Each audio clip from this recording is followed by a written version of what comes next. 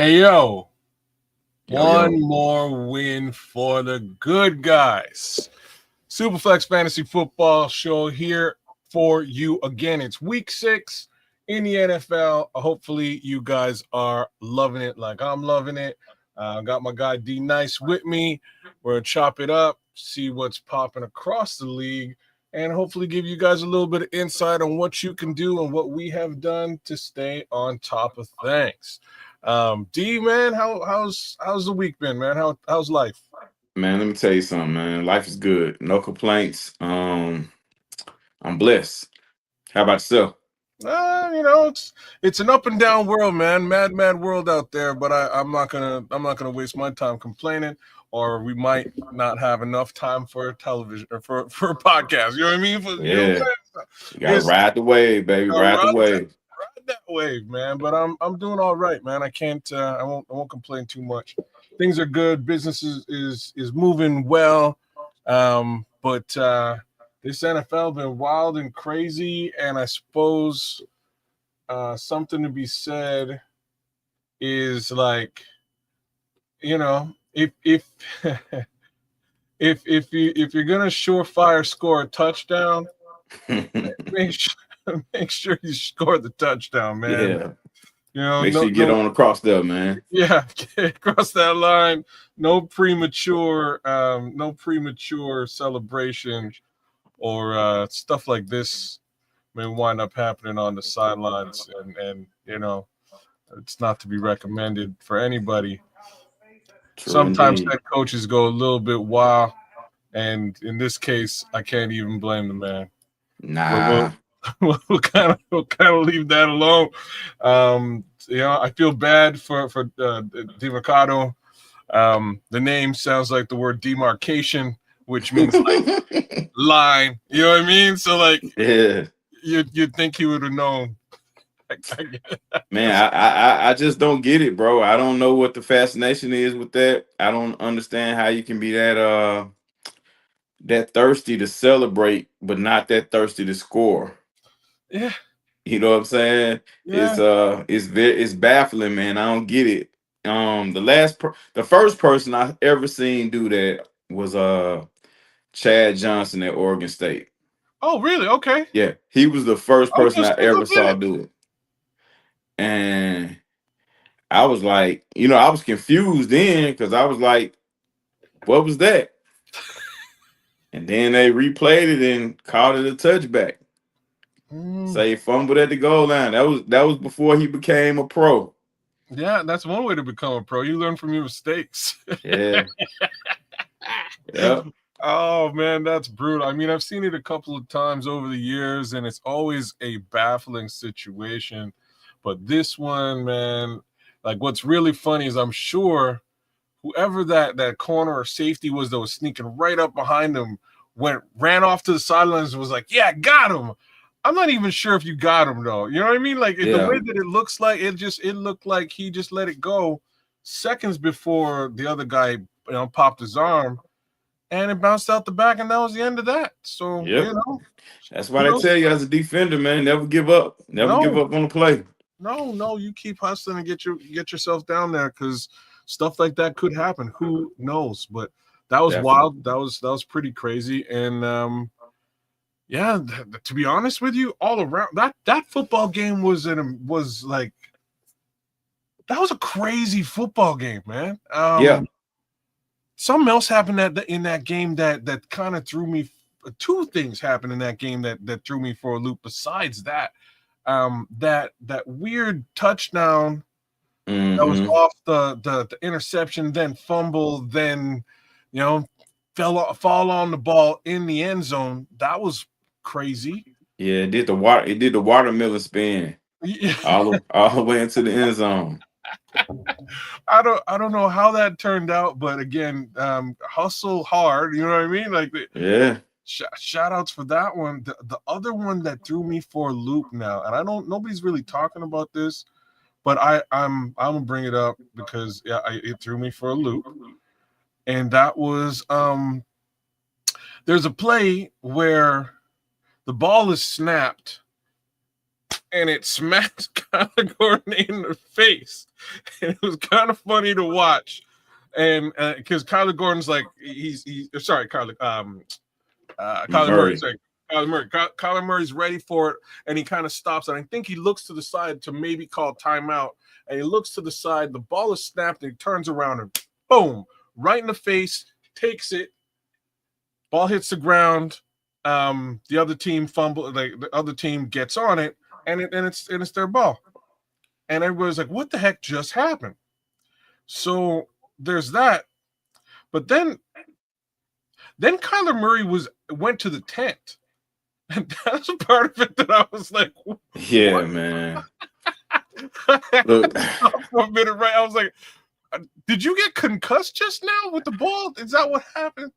I mean, how hard is the snap really if the impact on the front of your helmet gave you a concussion, bro? You know what I'm saying? You know, that seems a little fishy to me, but I wasn't there. But I'm calling strange on that one. I was definitely calling something. I don't know what it was, but I wanted to bring it up on the show just because I was like that. I don't think Kyler Murray I just don't think he had it this Sunday. He just didn't have it in him this Sunday. So it started out good, but I think when the momentum started to eat him up, man, I think he kind of gave in. Oh man, that one threw me for a loop, man. Hey, shout out to Nomad who just jumped in. He's on production duty. Nomad, man, did you catch any of that Cardinals game? Oh, he's being shy, like he don't talk. All right, cool. Anyways, that was just wild. Oh, here he is. I did. Did you? A bit of it, a little bit. Did you see Kyler Murray get smacked in the head with the football and then go to like on the snap and then go to the tent? He went to the tent after that? Yeah, man, he went to the tent. I didn't see that. Yeah.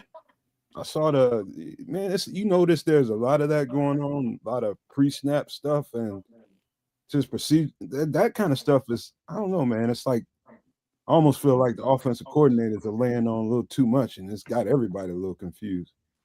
Like, that's fine. You know what I mean? Yeah. Like that, especially by week 4, so you're still kind of working through stuff. I'm with it. I was just a little bit weirded out that he was like, "Oh no, I got to go get medically checked out."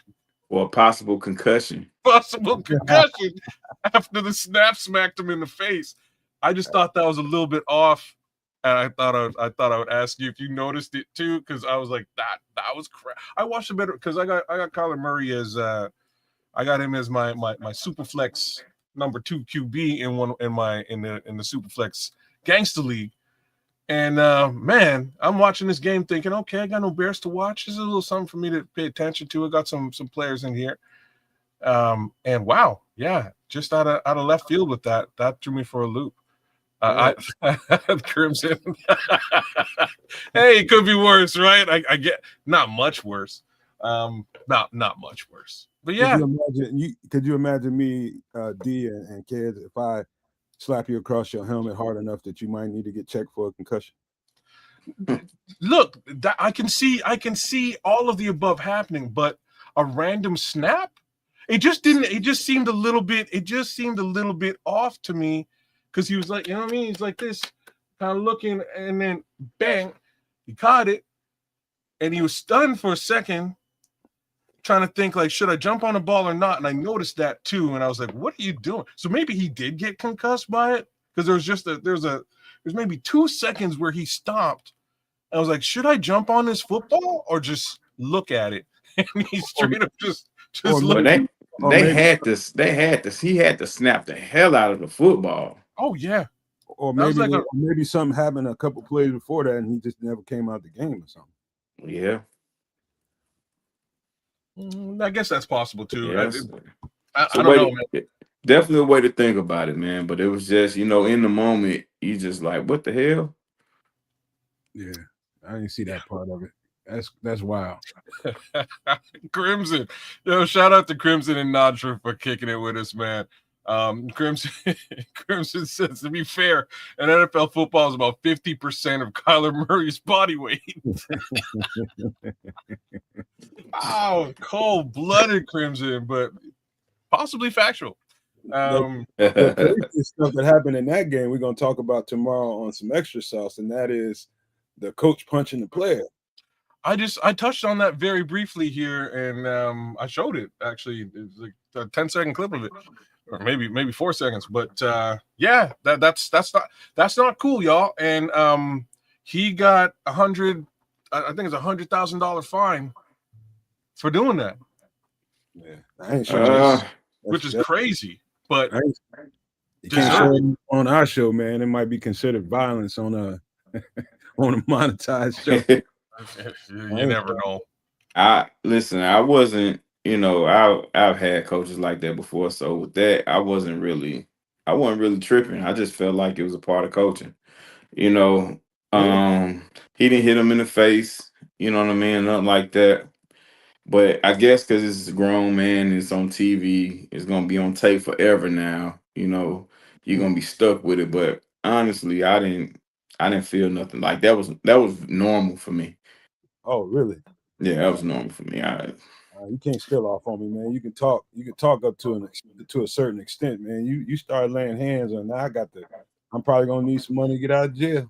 I mean, it wasn't a closed fist or nothing like that, but you have to. Did you see it? Like in that scenario, you have to sort of look at it, and he definitely gave him some though. He did, and twice. Yeah, he did. At the same time, DeMercado took it because he knew, you know what I mean? You know what I mean? When you're so deep in the wrong that you probably really actually deserve somebody to hit you. It shouldn't be the head coach, but Well, to be honest with you, he probably used to it too. He probably had some former coaches in that same vein. You never know, man. I'm just saying, you as a head, like from a coaching perspective, you can't be doing that stuff live in game. You know what I mean? You cannot for the world to see. That's a boo-boo, man. That's a mistake. So $100,000 fine is definitely in play and should be. If that was a locker room situation, $25 to $30 million fine. Sorry, $30,000 fine. Like, you know what I mean? Still a fine, but I'm sure the organization gonna pay it for him. Yeah, I'm sure they will. I'm definitely gonna have some choice words about that tomorrow, man. But hey, I'm here to help out with the chat and produce a little bit, man. You guys have a good show. You do your thing. Just thought I would ask if he saw that headshot because that thing threw me for a loop. That was wild. Yeah, but, in 2025, that's a little wild there, bro. Yeah, I've seen some real headshots, and that was not one of them. But hey, what do I know? Maybe he's really been taking it over the years, and it's just one of those things that he decided to really check himself out for. Things to talk about checking out. Check out them Jaguars. They're 4-1. I didn't even Duval. They ain't laughing no more. I'm still laughing, damn it. I'm still laughing. But somehow they're 4-1. They just unseated the Kansas City Chiefs in a burner. And the ugly thing about, not to cut you off, kid, the ugly thing about it, they could easily be 5-0. Wow, who did they lose to? Do you recall? They lost to Cincinnati. Oh, when Joe Burrow was healthy. That makes sense.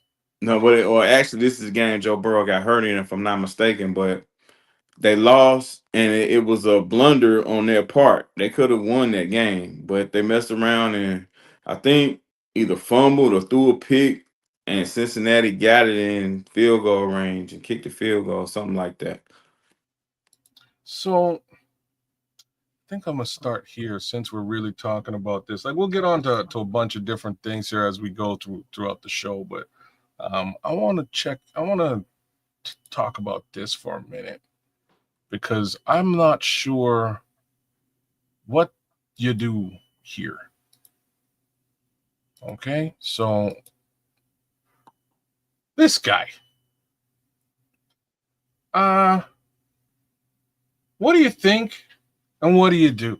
So I've got this is somewhat selfish before we get into many other topics with respect to fantasy football this week. But since we're talking about the Jacksonville Jaguars and their big top of the draft selection, Travis Hunter, who is an Iron Man who plays both ways. And the whole time I kind of stopped and said, you know what? I don't trust it. But then I went ahead and drafted him because I had the opportunity to do so and thought, you know what? He's a super high-end pick. Maybe this actually works out. Thus far, it hasn't. But this week, it started to. And I'm kind of interested in what your thought. Like, look at that, 100% rostered, 100% started. That's crazy to me for a guy who's putting up relatively low numbers. Do you think he's really trending up, D-Nice? What are your thoughts on Travis Hunter? I think more than anything, it's coming down to the point where both sides are getting comfortable with each other. Travis is getting comfortable with, or let me just say, his role is being more defined in Jacksonville, and both sides are comfortable with the role that they've chosen. I don't think he's going to be out here, getting 65 or 70 yards every day. I mean, every Sunday. But he's one of those guys, if you're a little thin at receiver, you got to play him because he's a big play waiting to happen. Brian Thomas Jr. is a very unfortunate situation what's going on with him. They seem to find him, when he's not a threat to really put fantasy points on the board. I hate to say he's become an afterthought so soon, but it may just be that Trevor Lawrence has a plethora of weapons, and there's a pecking order, or guys got to keep their head on the swivel and be ready when the opportunity comes. So So now weird. you got to understand who the OC is over there now. Who's the OC? It's Shane Waldron. Why did I know you were going to say that? How did I know this Shane Waldron? No. I mean, but if you look at Travis's numbers, man, like week 1, he was targeted 8 times with 6 catches. In week 2, it went from 8 targets to 6. Then it went to 2 week 3, jumped right back up to week 4 to 5 targets. And this week he only had 3 targets, 3 catches, a big catch, down the field, which made for a big play. So, I guess they're just gonna see what the young guy has, man. Because he did play quality snaps on the other side of the ball too. So I guess they're gonna see what he can withstand. They don't want to hurt him or feel like they're hurting him because they're overusing him, but I think he's built for it. His stature may not say that, but I think he's built for it. Just give him an opportunity to do what he do. I mean, if he, I hate to talk like this, but if he gets hurt, he gets hurt. Everyone gets hurt. These guys that play strictly one side of the ball and gets hurt. So I don't think it's anything you can do to prevent injury unless you stand on the sideline. I'm 100% with you. I'm just looking at this team. This 4-1 team and their offense, especially from a fantasy football perspective. I don't really see nothing here. Like, it's so weird, man. Like, Trevor had a big game this week. He's had 2 big games this season. Again, the one we talked about earlier on, when they lost against the Bengals, and this here week against Kansas City, where they finally put the beast, the Chiefs, to rest. Which is impressive. But then you go through the rest of the offensive roster, and there's not a lot to really talk about. Like, Brian Thomas Jr. was a guy last year. Like, he was somebody everybody that should have been on everybody's radar. This season, like I said, man, Trevor Lawrence is doing a good job of spreading this ball around. That's where I'm going. I think the best player on offense for them outside of the quarterback is Etienne. Etienne is having a very good year, running the ball and also getting numbers out the backfield. He's been very productive. And another guy that no one ever talks about is Strange, the tight end. He got hurt last night, but Strange has really been his number one. Cool. So for tight end numbers, Brenton Strange is a guy. Brenton Strange is a conversation to be had. You are definitely correct there. The wide receiver core in Jacksonville is just a little bit shaky, y'all. I'm not sure if I could really suggest any of them. They are, I gotta go down to De'Ami Brown. Okay, cool. Hunter and Thomas are rostered everywhere, and they're putting up kind of mediocre, regular, average Joe numbers. Mm-hmm. The guys you really need to look at, in my opinion, let's just get rid of the other guys, get rid of the wide receivers because it ain't them. It's just as you said, Travis Etienne, Bracial shooting if he's down, if Etienne's hurting, and obviously the quarterback Trevor Lawrence and the tight end Brenton Strange. So that's really the conversation with respect to the Jacksonville Jaguars. Oh, looky there, he's on IR. So much for that. Yeah, and the thing about it, Trevor Lawrence seems to get himself in a lot of trouble with the interceptions. So I think what they're trying to do over there is cut the passes down a little bit. Get that running game going for him, so he has some more open lanes to get that ball through there. Because he's at 6 picks right now. Well, yeah, five picks right now, 6 touchdowns. 7 touchdowns. I'm sorry, 7 touchdowns, 5 picks. 6 touchdowns, 5 picks. That is a high number for picks. That is close to a certain Geno Smith, which I maybe will. Why not? Might as well just get this out of the way now too. Buyer beware. Yeah, he had 5 picks in 2 weeks. He's at 6, so he's got one more than Trevor. Oh, my bad. 1, 4, 5, 6, 7, 8, 9. Jeez Louise, bro. He's got 9 interceptions to 5 to 6 touchdowns. Things are not looking good with respect to the quarterback game in Oakland, not Oakland, in Las Vegas. I don't know what you do there, but if you are a Geno Smith believer, beware. The other upside I will give you guys if you're rolling with Geno Smith right now, who's rostered 50 and 30% of leagues, started in 12, is you are coming up against a Tennessee Titans team that's semi-hurting. Mm-hmm. So, maybe a decent week, but then you got the Chiefs right after that to do what you can to get out of this particular situation, if that's your situation. If you're going to play Geno, this will be your best week, but keep in mind, Geno has been sacked about 15, 16 times already. Oh,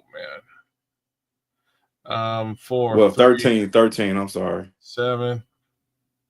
No, 16. 16, bro. Yeah, 16. 16, man. That's not good. Those are not good numbers. I'll be honest with you. I was hoping you'd turn out to do some of the stuff he was doing in Seattle right there in Vegas, and but he jumped out there though. First week 1, he jumped out there and played a hell of a game. Yeah. But man, you just can't keep doing this week to week, man. A guy like him throwing the ball 35, 40 times a week. And, again, who their OC is over there in Las Vegas. They're going to maintain some aggressiveness regardless of how bad it looks. So, Mr. Chip Kelly. That's what he does. You're right. He's going to stay aggressive. He'll keep the pressure on. But they don't have, they lost their left tackle versus us. And the O-line, listen, it ain't there. And this young man is also hurt too. So respect to injuries there. High caliber tight end in Brock Bowers, 98% rostered, 44% started. Unfortunately, he's got a knee issue and he's likely to be nursing it in week 6. So keep your eyes on that. If you are looking for oh no, both of them are out. No way. Hey man, I'm gonna tell you this: they lose next week, gonna have to find somebody else. They're gonna shelf them. Yeah. Things are gonna have. Yeah, you're right. Things are in flux. Who do they play next this coming week? Tennessee. Yeah, if they lose to Tennessee, it's a major problem. You're right. What more can I say? They're gonna get squashed by Kansas City. And I don't think this is a great quarterback draft coming up or the next year. I don't think so. I think it's gonna be probably another 2 years before we get a So what you're saying is they should have drafted a quarterback instead of a running back in this draft? Is that what you're saying?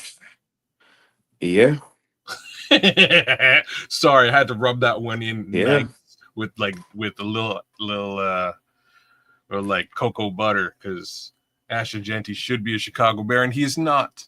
Yeah, but Geno wasn't a terrible idea, No, I thought it was a great idea. Actually, but you gotta be able to protect the guy, man. And if he's not protected, it's gonna be some long weeks. The season's gonna be a lot longer than you would like it to be, and you ain't going to nobody's playoff. Let's make matters worse though.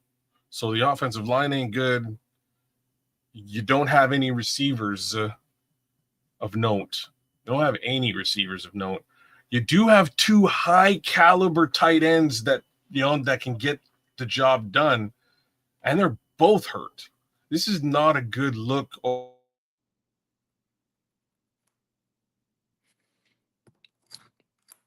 Like, if you think about it, Geno. Keep calling them Oakland. If you think about it, Geno played Washington and was able to throw 3 touchdowns, no picks, and he threw all 3 touchdowns to one guy. And that guy started out as special teamer. That's Trey Tucker. Okay, well, yeah, Trey Tucker was on his way up. He's been on his way up, and that's what they're hoping to see, right? They're hoping to see either Trey Tucker, Jack Bech, Dante Thornton, where they're hoping those 3 guys step into the available role and become something. Jacoby Myers is a good wide receiver. Don't get me wrong. He's not really your tried, true, and tested number 1 receiver in the NFL. He's just not. Yeah, he's not that. That's not who he is. And Jacoby Myers, as good as a receiver, I think he is. He has a tendency to check out on you. Yeah.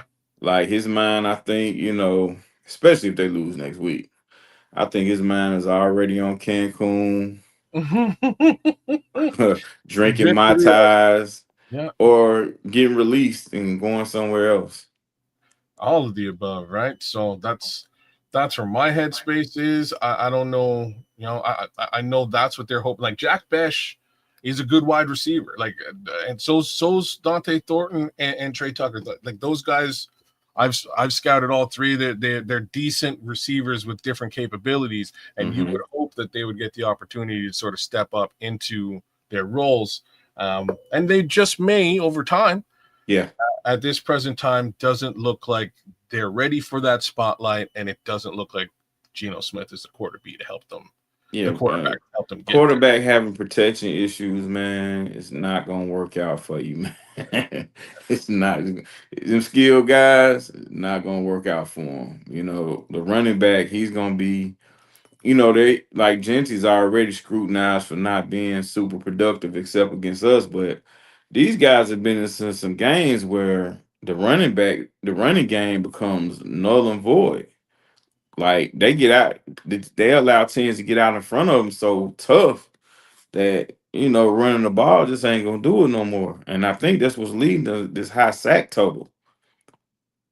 That's a good way of looking at it, actually.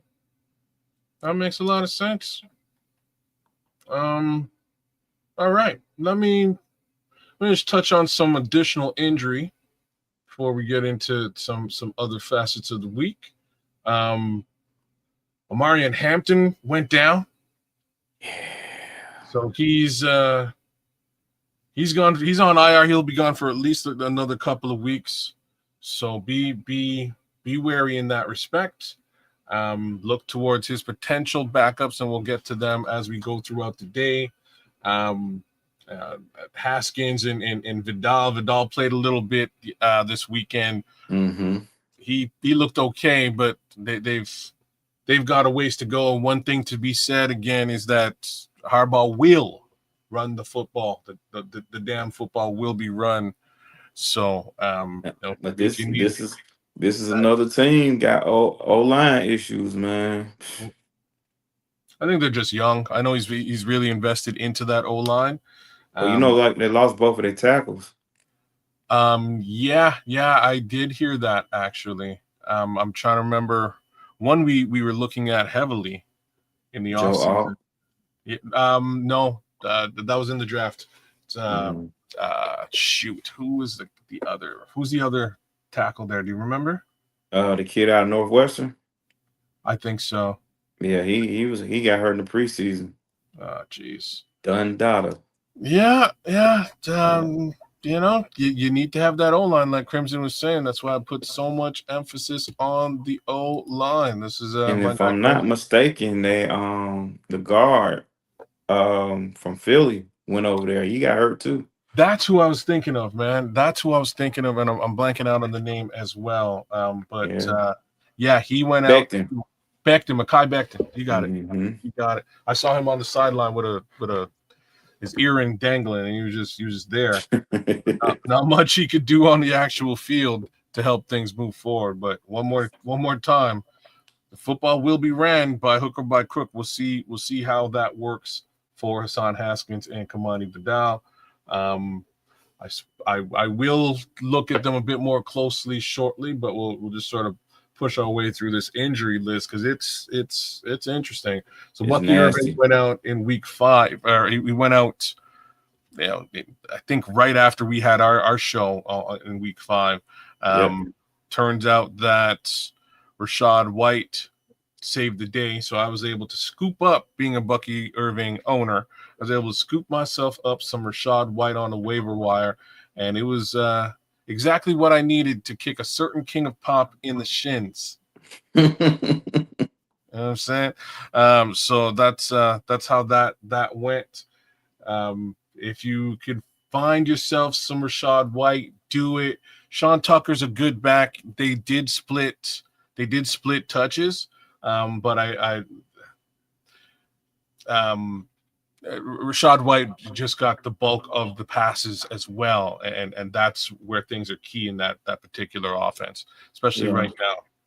And one thing about Tampa's they're gonna split the running pass. Yeah, the percentages, it's gonna be pretty close, week to week. But Rashad is very good in the red zone.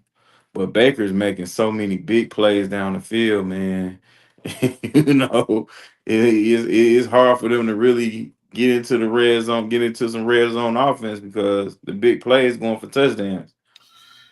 Miko Buka, who's on the thumbnail this week. He made the thumbnail. I have to give him a little applause.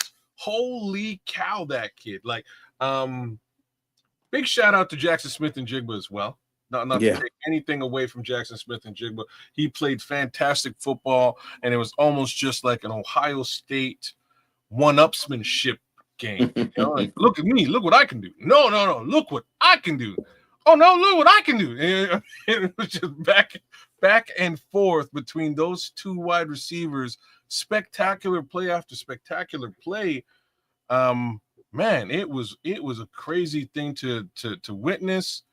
And geez, we'll get deeper into that. But you know what? No, I gotta see Emeka Egbuka, because this week was wild and crazy and worth the conversation.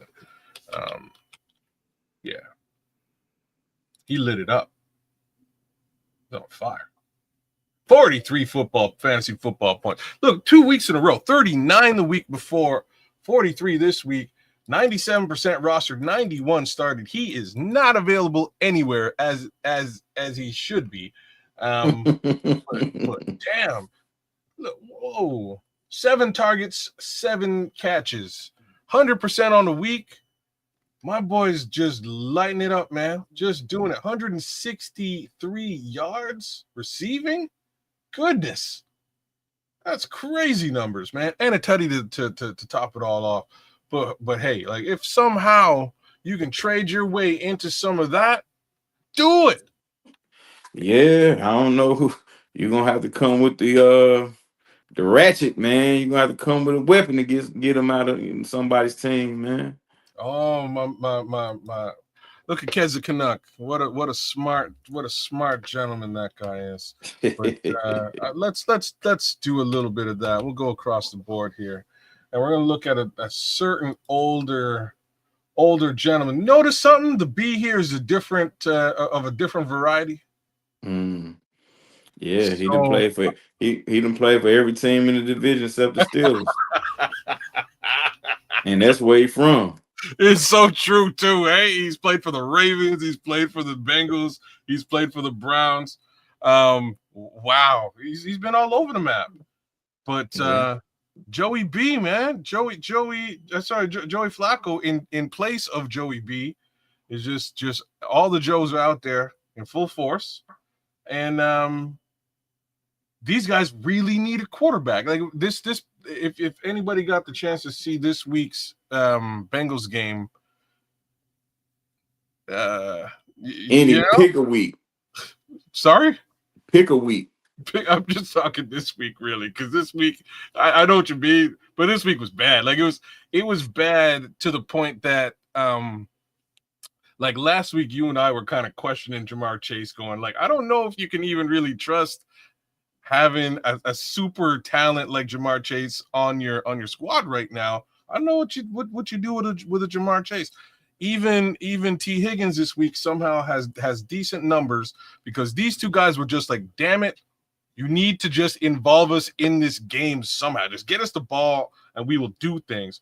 But the problem was the quarterback just can't really get them the ball. Like it's just not happening. He's not Joe Burrow. He's not. Well, neither is Joe Flacco, but he's a hell of a lot closer. Yes, sir.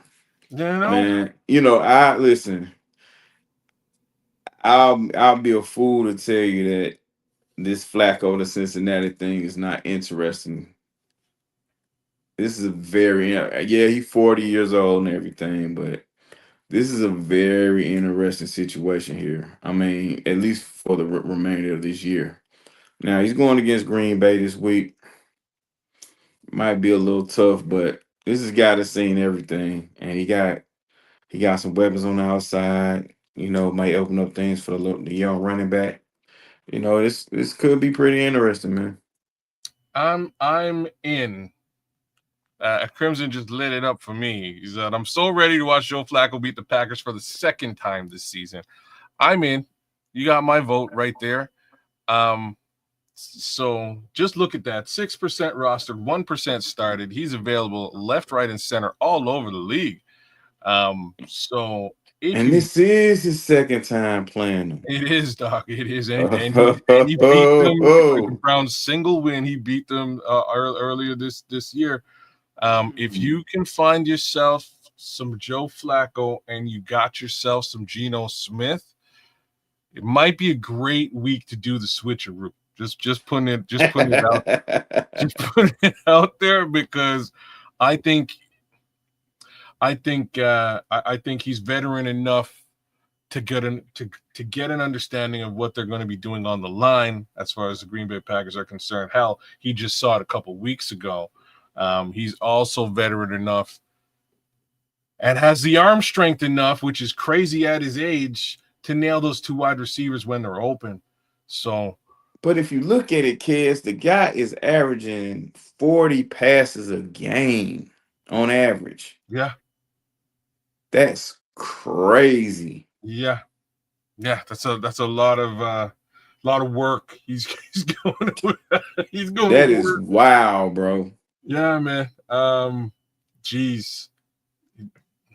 Well, the real upside here is he just completely upgraded his wide receiver room, Yeah. right?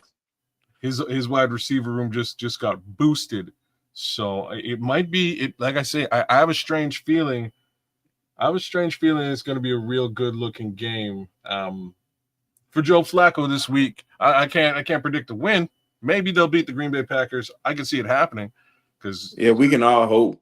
We can yes, you all know what I hope. mean. You know what I I'm saying. mean, the unfortunate part of the Cincinnati is that they got a defense that looked just as bad as their offense at that time. Man, So, yeah, the rest of that defense is not. It just does not hold water. Trey Hendrickson is one thing, but that's about it. Like that's the that's it. conversation, and it ends right there. So I don't know what all the. Yeah, this one's just for me and you. This little comment here. We'll leave it. We'll take it offline. As they say in business. But yeah, they Absolutely. gave Trey Hendrickson a 1-year deal, and Bears fans are out there talking about potentially trading for a DE. You just grab him up, just scoop him up on free agency there in a couple of months. There's your guy. Yeah. There he is. He's free. But yeah. So like I said, keep your eyes peeled on Joe Flacco. Interesting guy to keep your eyes on. Might just save your life. Yeah. Who else we got here? Oh, back to where I was. Where was I? All right. So we did touch on Brenton Strange.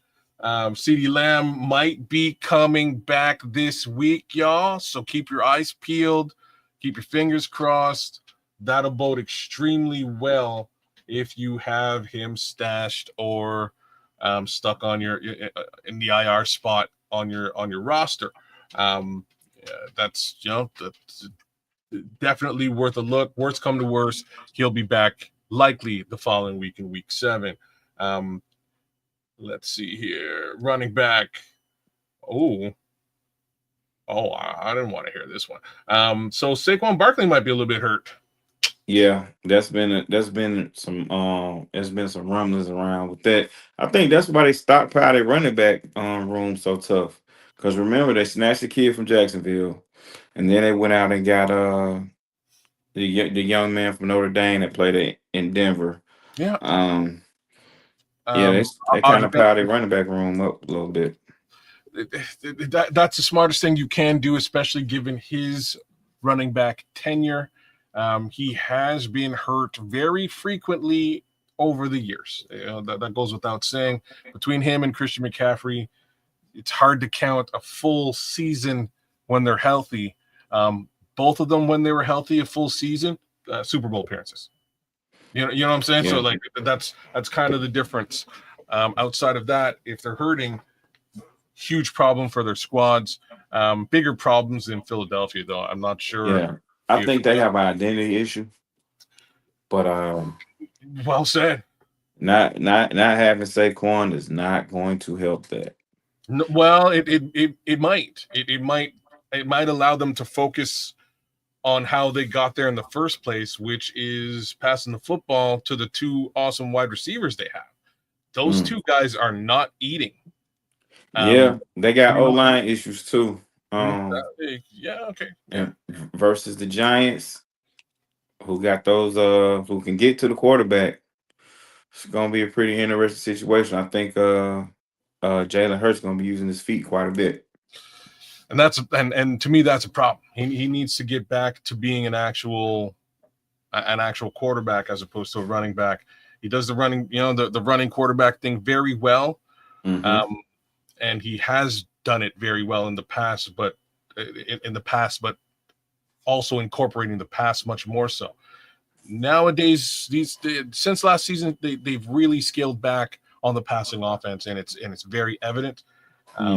I think he needs to get AJ Brown involved. I think he needs to get Devonta Smith involved a bit more. Although Devonta Smith had a great week this week, they've got to get these two guys involved as well to really move forward, especially with Saquon hurting if he's out and or going to be out for a little while. But I honestly feel now, Hurts had a good game versus Denver, and Denver's had a very good defense. But I honestly think Philly is more vulnerable if he's throwing the ball a lot more. So, You're you right. know, if the Giants can manufacture anything without turning the ball over, I think they have a shot. But They've got a defense, so they've got a shot. You know what I mean? And that's what you're saying is extremely. They also can run the football very well. yeah, So but I think they do. Wow, upset of the week, y'all. You heard it here J- first. Jackson Dart likes to get that thing away, though, man. He'll get used to it. He's got some legs too. You know, Yeah. he'll get used to it. He's just very green, and you can see it. Mhm. You know that. And to me, Philly's defense is not very impressive. They've taken a bit of a step back from where you would think they would be. They played fantastic football last year. They've definitely got the roster for it. They're just not playing the way that the way you would think they would be, man. I don't know. But that was an interesting upset this week. There's a few upsets this week, y'all. So Philadelphia, Kansas City, and Buffalo. Everybody went down this week, to be honest with you, in surprising fashion. So Malik Neighbors is out for the season, I believe. I don't think he'll be back at all. No, sir. And for the fantasy owners who took Slayton, tried to warn you guys, you got hands of stone, and I ain't talking about Roberto Duran. It's tough being him, man. You're right. Slayton is good, and I said last week, Slayton is good for one game. You just have to guess what game that is. Yeah, you know what I mean. There will be, and I mark my words, there will be a Darius Slayton game, man. There will be. I just don't know which week. I'm not sure which week it's going to be. It won't be a consistent thing.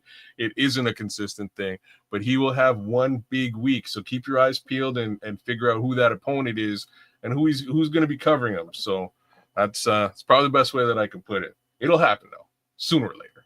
Once. This is Thursday night. Giants and Eagles. Oh man. Hold on a minute. Let me just think here. Wan'Dale. Cooper. He got a hammy, so he might not play. Oh, really? Yeah.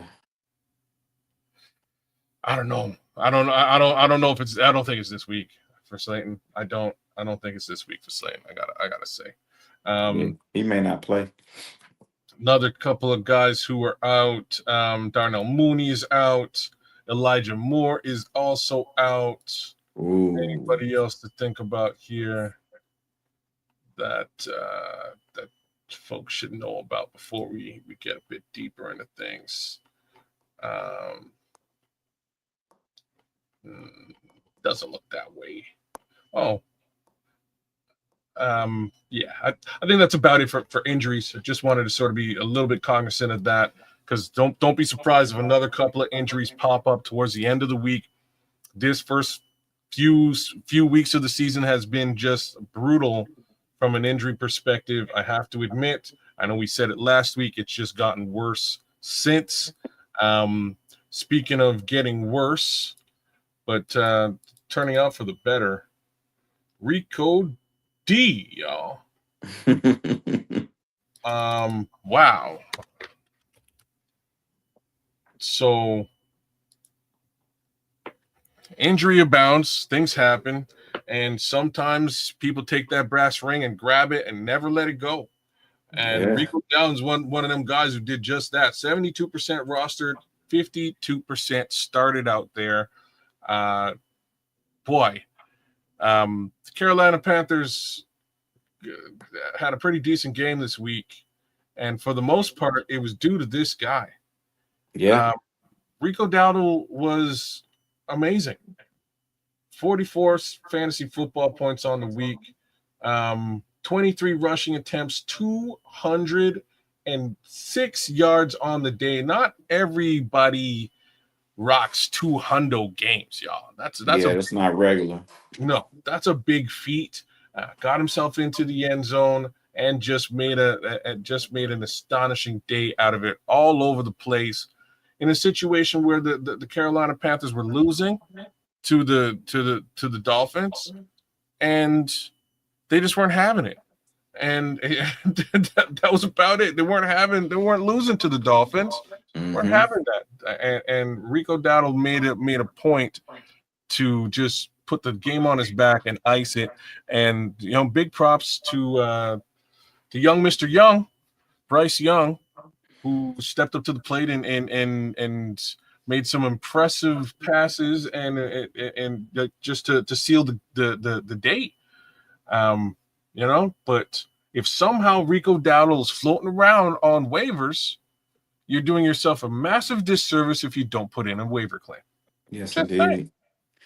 And I guess the light will eventually come on for Carolina, get this guy, what I'm saying, a double-digit snap total, and you're cooking. You have an opportunity to really win games, because if you look at the games that they won, Atlanta, he had 10 carries for 30 yards. It was not, great, but he's playing behind Chuba Hubbard at the time. So if he got 10 carries, imagine how many carries Hubbard got. Yeah. So in this game versus Miami, 23 carries. That's strong, bro. I'm not shout out to Chuba Hubbard. He's a young Canadian. Give him a little bit of love from the Canuck himself. And I'm not really a Chuba Hubbard believer. I just gotta say it. And now that I have said it, holy smokes, I will be surprised if he gets his job back when he's healthy. I'll be very surprised. This man is running away with your job. With the way that quarterback playing, you're gonna have to kind of, mix it up and spread the carries around for these guys, because Bryce Young, he can't see it through, without a good running game. It's tough on him. He struggles with the pass if he don't have a good running game. So that's kind of how all these young rookies will be, just in their development cycle. You got to lean heavily on the run, bring 10 men into the box and open things up over top. And once you do that, they start to see it. So Bryce Young is starting to see it, but clearly you can put the ball in this man's hands and he'll get the job done. And speaking of similar situations, another, both Rico Dowdle and Ja'Cory Krosky Merritt made the thumbnail this week for virtually the exact same reasons, right? So main back is out. Got to step up and get the job done. Krosky Merritt, and we're about to see a whole lot of him come Monday. So yes, indeed. Yeah, I hope the Bears paid a lot of attention this week, because I did. And what is going on is everything we just said a second ago, D, right? What's going on is this young man he's the out of the backfield pass catching back. He's your screen. He's your check down. That's who this young man is for Jayden Daniels. And boy, did he get them screens and them check downs and turn them into things this week. So 34 fantasy football points, 111 on the ground, 2 touchdowns on the day. Geez. just tearing it up out there single-handedly. Mm-hmm. Oh, wait a second. Oh, he did get one fumble throughout the day as well. But man, just a great showing, and this is stuff that folks should be paying a little bit of attention to. Folks, meaning Chicago Bears defensive coordinators, they should be paying attention to this particular guy, because he got the lion's share this week. Between himself and Deebo Samuels. Chris Rodriguez was a part of this game as well, but I would have to say a much smaller part. Yeah, listen, man, they got 3 backs over there plus Debo. They can gas you in the run game if you're not prepared for it. They Yeah. can, Jaden Daniels don't have to pass that many times if you got guys running like they're running. Yeah, to be frank with you, I'm just looking at the other two backs. They really did not contribute anywhere near the way that Krosky Merritt contributed, right? Yeah. So again, keep your eyes zeroed in on this particular player this Monday against the Chicago Bears. Hopefully, they will be clued in to him. I see many meetings between him and a hopefully fully healthy and ready Kyler Mann. That's my 2 cents there. So get him. 75% rostered, 42% started out there in the wins and the worlds with respect to fantasy football. If you can find yourself Ja'Cory Krosky Merritt, I'm certain he's gonna have a big thing to do with the game this coming Monday night. He's definitely gonna be involved. That's for sure. Oh yeah. Between him and Deebo Samuel, it'll be a thing. And since we brought him up a couple of times, let's just look at Deebo. Clearly rostered everywhere, 94%, 82% started. I've never been a Deebo Samuel believer, but let me tell you, I strangely decided to grab myself some Deebo Samuel this year because I felt that the Washington Commanders really needed a gadget type player. And lo and behold, Terry McLaurin goes down. And once Terry McLaurin goes down, now you've got a lot more reason to put the ball in Deebo Samuel's hands, whether it's just gimmick or whether it's an actual, deep bomb. 23 points on the week, 20 points last week. Until Terry McLaurin is back, it's going to be great things for Deebo Samuels. But he's a guy that's been able to find production no matter who the quarterback was, and he's running back kicks. You're darn straight. So Noah Brown. I was just going to say Noah Brown may be coming back this coming week. And do not be crazy surprised if Terry Mack comes back too. Yeah. Okay, so keep your eyes peeled throughout the week for Monday night. If Terry Mack and Noah Brown find their way back on the field, it's going to be a big game. I see Mac. I see Mac playing, man. I have a feeling he's coming back. I really do. I have a feeling he's coming back to and will take the field this coming Monday. I have a feeling Noah Brown will do the same thing.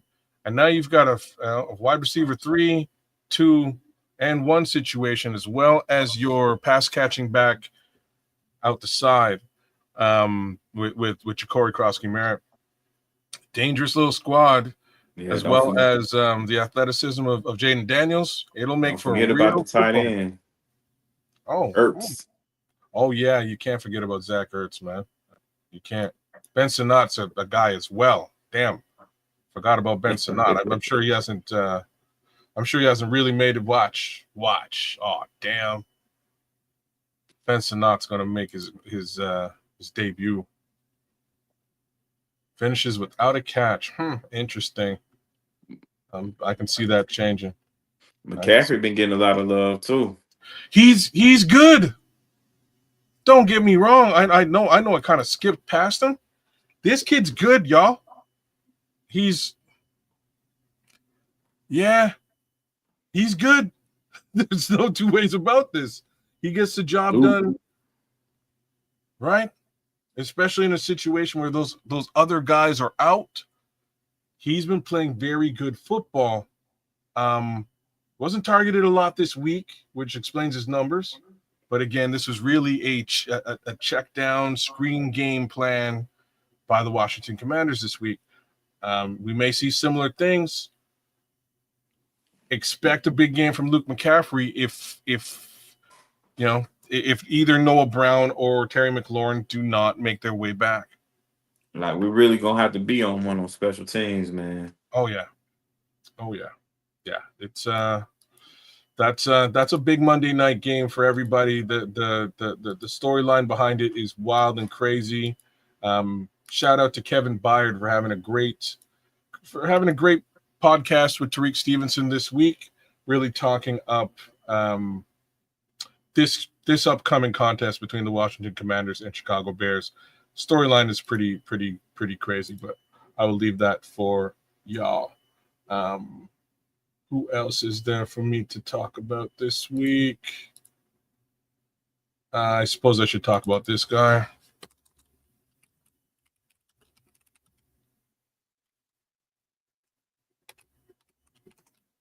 This guy definitely deserves a conversation. 85% rostered, 59% started. You might find yourself some Stephon Diggs out there. Why? Because he's a New England Patriot, and nobody really believes in the New England Patriots passing game. Fact is, it kind of showed up this week out of nowhere. Showed up a little bit. It's an interesting thing. 26 points from a fantasy perspective the week before, 7 touches, 100+ yards on the week. Just a crazy week for my guy Stephon Diggs. Then he doubled down on that the week following, with respect to going up against his former team, the Buffalo Bills.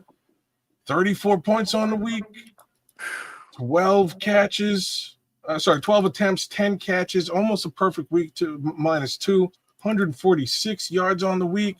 So looks like, and I think everybody should have known, there's a number one wide receiver in New England for Drake May, right? Like, it's about that simple. So if you can find Stephon Diggs, whether it's a trade or whether it's on the waiver wire somewhere, get at him, get him on your squad. Face New Orleans this week. Oh boy, money on the flow. Yeah, pick it up. Pick it up.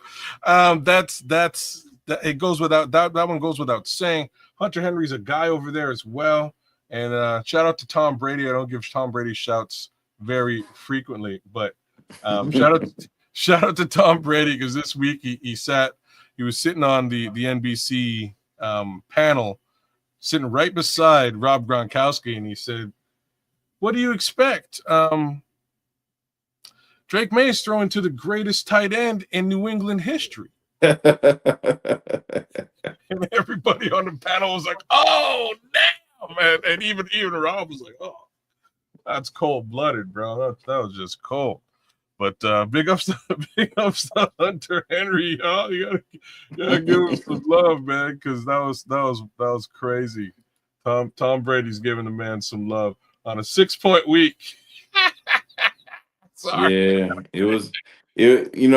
I think Hunter Henry understood, man, it was gonna be all about Stephon in this game. You can tell, man, from the very beginning of this game how it was gonna go. I played a parlay. I didn't win the whole thing, but I got 3 out of the 6. And it was more of Drake May completions and Stephon Diggs receptions. Definitely money in the bank. That was easy. And I think it carries over to New Orleans, man. Well, I don't. Okay. All right. So before I'll do this, let's do it. Let's just do it just for sake. As they say, for shits and giggles. Yeah, that's what I thought. So, okay. So he's not the worst quarterback in the league, y'all. You know what I mean? I'm just gonna put that out there. He's getting better. All right. I watched a bunch of this football game. I don't know why. I'm still trying to figure out what the hell I was doing, but I watched a bunch of this game, and I have to say, Spencer Rattler kind of surprised me, man. Played pretty well, man. He's playing decent football out there. So look at this now. So and I said it before, who are they up against? New England, okay, all right. All right. So 10% rostered, 5% started. Mm-hmm. Not the worst thing you could do against the New England Patriots. I'm just gonna put it out like that. Patriots do have a pretty decent defense, but again, I think Spencer Rattler and oh man, who's the young Ohio State kid over there? Why am I blanking out? Olave. Olave. I think him and Chris Olave gonna have a week, and I think Rashid Shaheed is also gonna have a week too. Now I'm gonna tell you, and shout out to the Saints. They played competitive games 2 weeks in a row. One's versus Buffalo, and the other versus the Giants, which they actually won. But I mean, you can't really. I mean, they 1-4. Kellen Moore is doing a pretty decent job over there, despite the record. But it's hard to kind of look at them as an easy win because they're another team with a young QB, and they're going to run the football. You know, it's not about getting big gains. It's about just showing that you can run so it can set up everything else. Because they got Kamara and they got the other young guy, man, that I'm very high on. Who's the other guy? What is his name? Andrew Miller. Yeah, Miller. Yo, Devin Neal ain't a joke either. Velus Jones is a joke. Sorry, I had to do it. I'm surprised he's at the running back position there too. That's wild. But anyways, look, I just wanted to say Spencer Rattler's on the come up. He's starting to look good, and it's a bit of a surprising thing. Week to week, depending on what what team he's going to be up against, you may want to pick your poison and select him. I have to say it. He impressed me last week. He impressed me the week before, and I had to double down and watch a little bit. I think that's why I watched as much of this football game as I did. Again, 225 yards on the day. Not a bad day at the office for Spencer Rattler. Include a touchdown in there. No big turnovers. Yeah, man, he's doing. Holy smokes, he's got a single interception on the season. Yeah. Kid's all right, y'all. He looks okay, man. He look like somebody's aunt with their weave out. Speaking of Devin Neal has been a healthy scratch since week 1. I don't know what's going on there. My boy is a running back. They got him late. I wish we got some access to Devin Neal, but unfortunately, if he ain't making it on the field, he ain't making it on the field. So there's that as well. I really like this dude from TCU though, Miller. I like the way he run the rock, man. He's pretty solid. Like he's a pretty solid all around back. Mm-hmm. I have to admit, he's sharing touches with Alvin Kamara is a great thing just to sort of get his feet wet, and also sort of get Alvin Kamara just enough shine so that they can potentially move on from him in the off season. But yeah, I think Kendra Miller is a good look for anybody to have access to. And look, like his numbers aren't stellar, and again, that's mostly because Kamara's in front of him.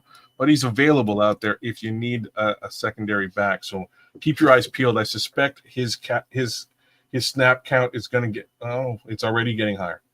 Right, so he started out with 5 earlier in the season, up to 7. He's now at 11 or 10 snaps a game.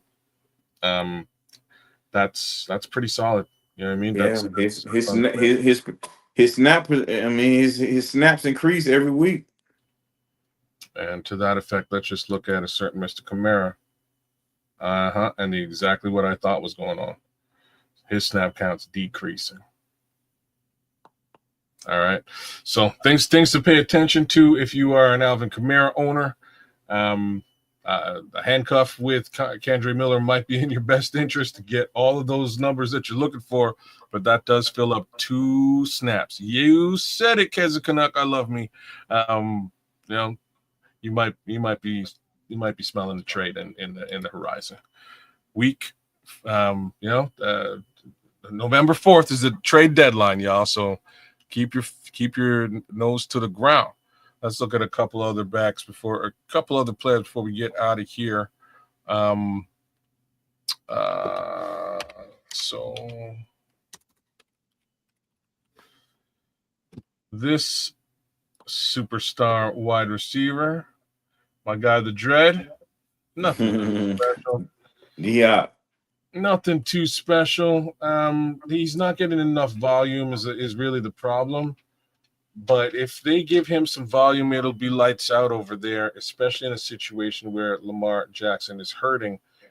So until Lamar gets back, I can't personally, just me, I have a hard time co-signing any wide receiver, even with Lamar there. Like I really, you know what I mean? Like I really do. I'm looking at this offense. I'm talking D. Henry, King Henry. I'm talking Mark Andrews. I'm talking Isaiah Likely. But the wide receiver situation there is so fickle. And they got some good guys over there, man. Yeah, they're not bad. They're not bad. Like even Devin Duvernay, who's now a Chicago Bear. Mm-hmm. Even Devin Duvernay, when he was over there, suffered the exact same fate. He was a solid wide receiver during his time there, but he made up most of his numbers in special teams in the return game, just because it's not really, it's sort of the threat of the run to open the pass. That's really the situation over there. The upside is that Mark Andrews, the tight ends play basketball, if you will, with Lamar. Yeah. You know what I mean? It's backyard football, and they're just getting open, and that's kind of how it works, and it works very well. Well, unfortunately, that just makes the wide receivers decoys.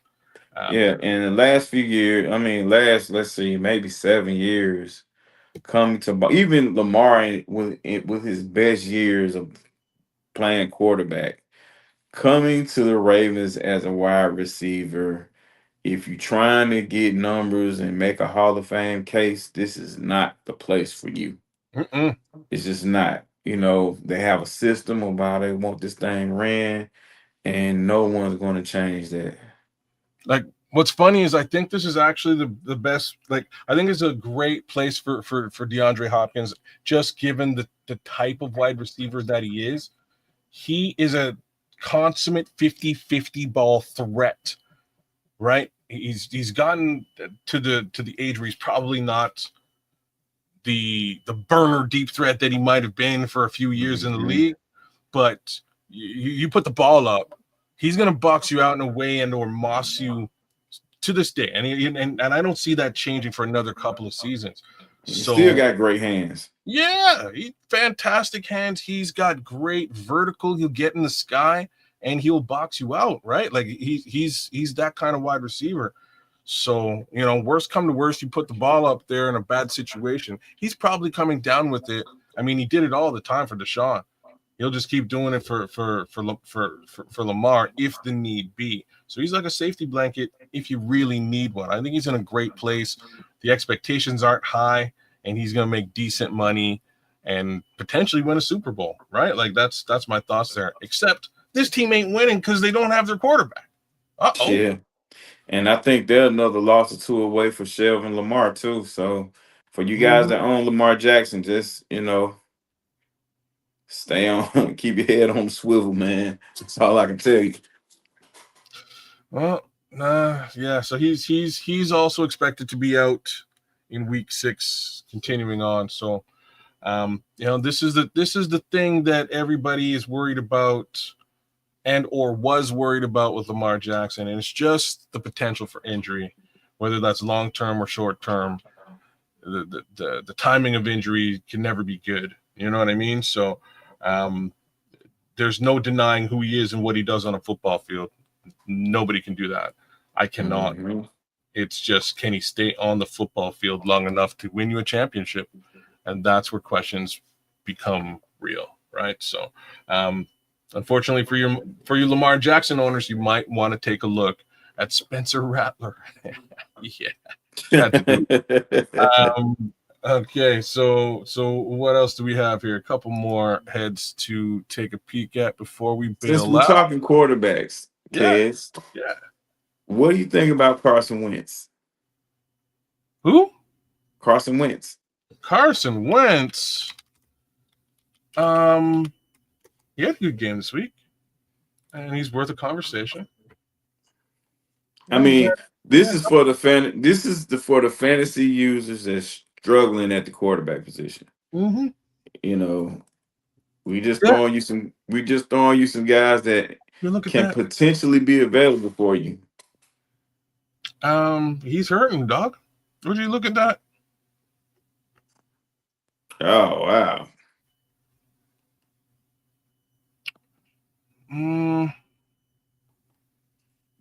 Okay, so looky here. All right, so since we're talking about it, looks like JJ McCarthy's back.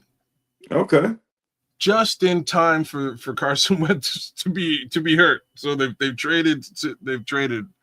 It looks like JJ is probably going to get the start this potential week here, at least according to Diana Rossini. That's what's on the horizon. Okay, they're on a bye. This week there is a bye. They're on a bye, and then they face Philly. You're week right. 7. Okay, so they've got a bye week this week, so nothing doing for either one. The question then is, what does this team do in week? This is a great situation for me. I don't know about for everybody else.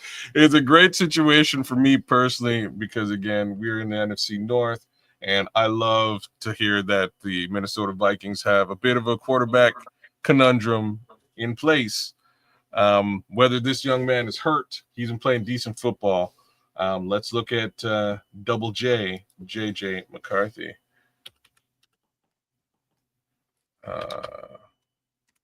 There he is. Oh, there he is. Oh, look at that young man. All right. So, he had a decent outing against the Bears. That was one game in his rookie game. Then the Atlanta Falcons ate his lunch. I think they still wound up winning that game, though. Nah, Atlanta smoked them. Did they? Okay. Yeah, all right. Atlanta smoked them, yeah. So that's not a good situation. So the question now is, if he's healthy and he can come back to work on this, in week 7, does he stay on the bench in favor? JJ Mick struggle.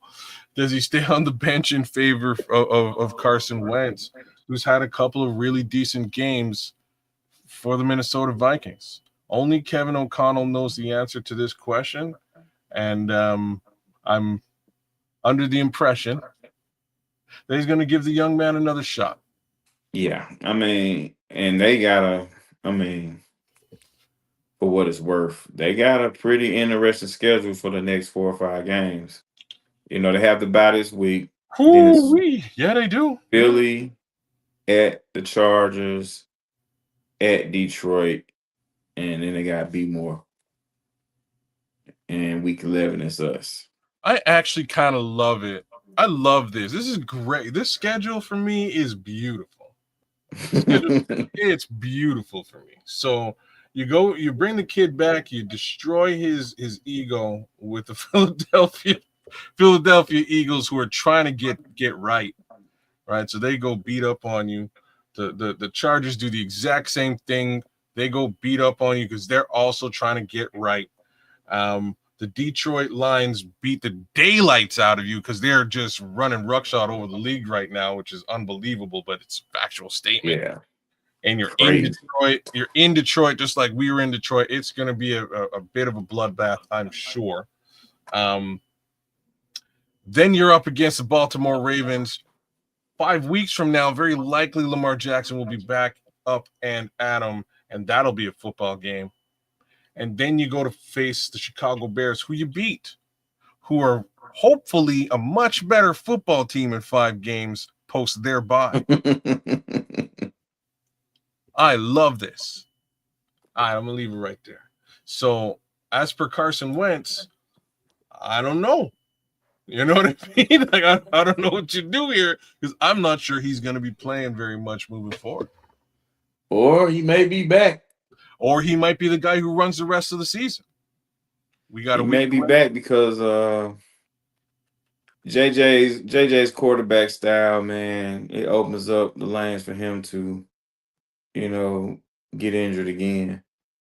Not putting nothing bad on him, but that's facts. Facts are the facts. With that schedule, they're gonna be playing up against some pretty physical defenses. Well, at least appear to be physical defenses. I wonder, like, oh man, damn it. I would like to see like how he's built. Like, what's JJ McCarthy's physical makeup? How tall is he? What does he weigh? Oh, 6'3", 219. Oh, it's right in front of me. Okay, not terrible. And the only reason I'm thinking about this is because, like, that's how Carson Wentz played as a rookie. If you really think about it, he was a big, bruising, rushing quarterback for at least the better part of his first season until he started to settle down. And that's kind of what we see from JJ as he's starting to figure out the game. Unfortunately, he got injured because of it very quickly. Yeah. You know what I mean? So that's really the difference between being 6'5" and 230, 240 almost, and being 6'3" and 220. But yeah, we'll see, man. We'll have to see what happens with these two huge question marks over in Minnesota. There's no question mark around Justin Jefferson, the real JJ. And I don't need to tell y'all to put him on your team because if you got him, it's still. I mean, it's a 30-point week, no matter who's throwing the football, what's going on. So, and Addison is a guy that can get you points. Now, last week he was suspended for, I think, a quarter or a half because instead of going through walkthrough, he wanted to explore London. But so the team suspended him. Yeah. Oh, that's cool. That was why his production, even though he did score a touchdown, but I think he was suspended for a half. My boy went and got a fish and chips and everybody's pissed off. That's terrible. Yeah, you can't skill walkthrough, man. You gotta go walkthrough. I'm with you. I'm especially, just saying. And you just can't go wandering around London, especially what happened to I don't think there's a red light out there, kids. One of those Steeler guys got jacked in London, man. Oh yeah, no, I heard about that. I think it was their backup quarterback got hit by one of them stick-up kids. They call him Batman because they hold you up with a bat because like guns ain't, it's a different place. Yeah, indeed. It's a different place, man. Anyways, but yeah, crazy stuff, man. Crazy stuff out there. I think that kind of rounds it out for the week. I'm not sure if I'm missing anything super important. Let me just take a quick peek. Christian Wilkins for the Packers. I think he's back. Let's look because I think he's not. He's just a walking question mark. Christian Watson? Watson, I'm sorry. That's okay. Wilkins is exactly who you're talking about. So he's on the PUP list. Yeah, he should be back week 6 is when they come off, right? Yeah. And they had bye week along with us this week. He might be back in week 6. You're right. Yeah, brother. 11 hours ago, Christian Watson is back at practice. So here's the thing, and these are things for us to note as well. Mark Sanchez ain't gonna be back anytime soon. No. That butt fumble was a serious thing. All right. Now, when these guys are on the PUP or the IR, you open into a 21-day window with respect to your return when you come back. So they're going to take him off of the PUP or take, an Austin Booker, if you will, if you're a Bears guy, off of the IR, and you now start to practice. You might be running through walkthroughs for the next couple of weeks if you're just not ready for it up until the time that you're actually ready. So keep your eyes peeled on folks like Christian Watson. The upside, again, is that it does show that he was there. Wow, the last time he played was against the Bears in 2024. Has been out with a torn ACL. So he tore his ACL in that final game where we whooped the Packers' ass. Sorry, just had to put that out there. It's been a minute since this young man has been on the football field. I've mentioned there's been a few players that I haven't really bought into over the years. Strangely, this particular player impressed me. I scouted him. I thought that he would have a big career in the NFL. It just hasn't quite materialized like that. He's been injured for the most part, period, right? He's just been unfortunately injured. First play in his career was a massive bomb. He should have walked right into the end zone, and he dropped the bomb. So just hasn't materialized into what it could be. That does not say that it can't be a thing. So keep your eyes peeled there with respect to Christian Watson. Over the course of the next couple of weeks as he returns, we've got a decent enough quarterback to really start to make things work out. Yes, sir. I guess volume catches is a question for Christian. There's too many mouths to feed in Green Bay. A lot of mouths to feed over there. But we'll keep our eyes on it. I expect big things from Matthew Golden as well. Scouted him too. But not much has materialized. Romeo Doubs is probably the one guy that you can count on when it comes to the Green Bay Packers receiving core. But and it's so crazy, bro. Like that room, the receiver room they have, and none of those guys are superstars, man. But they're just room full of production. You get the job done. Period. Get the job done. Period. So I guess we'll call it another week. It's about that time. We'll see you again next week. Same bat time, same bat channel. We were just flexing for the win this week, making sure that you guys got your idea of who's available out there that you can snag and do some good damage with. Another name that I didn't bring up would be a Jalen Waddle, but again, it's a name you should already know. You know what I mean? You should know about Jalen Waddle, especially with Tyreek Hill going down. So he's the one guy who's getting the job done in Miami. And but hey, what about Darren Waller? I was gonna say, so between him and Darren, there's your receiving game covered in Miami. Unfortunately, I don't see them winning football games. You know what I mean? Shout out to Mike McDaniel. I love you, brother. I think you're awesome, but it ain't. I don't know. He looked real mad walking off that football field this week. Didn't look like a happy coach. At least he didn't punch anybody. They got the Chargers this week, bro. Ooh, yeah, they're gonna get beat up. But those two guys are definitely worth their salt if you're looking at it. But one more time, man. Superflex Fantasy Football Show. Thanks for showing up, showing out. By all means, give us a like, share, and subscribe if you would. We would appreciate that. Please do.